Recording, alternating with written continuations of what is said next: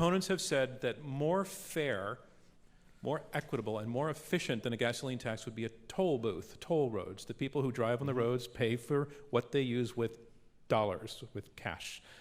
So this takes care of the problem that some people are driving Priuses and electric cars who are never buying gas, and it much more efficiently matches the user with the user's pocketbook. What's your response to that, and why is that not a great solution?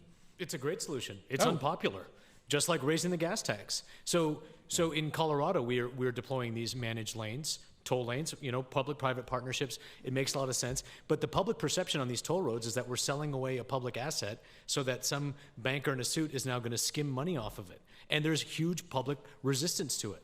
Yeah. And so I think that, the mileage-based user fee, tolling, I think all of these are in agreement that we need to provide more funding. The problem with the gas tax is just incredibly efficient, and it hasn't been raised in 20 years, and we should just raise it 10 cents the same way it would be if it had been indexed to inflation. Well, first of all, 75% of Americans are against raising the federal gasoline tax. 3 out of 4 Americans. So you've got a pretty big job of persuading the American people, and I think it's because of the reason that Adrian said, that people don't think the money's being spent very wisely. Now, I agree with you. I think tolling is a really efficient way, and I think it's probably the way of the future for all the reasons we've talked about earlier. For example, that you're going to have more and more fuel-efficient cars, so gas taxes aren't going to be a very good way of getting the money. But you're also right that there's a huge opposition to tolls, too.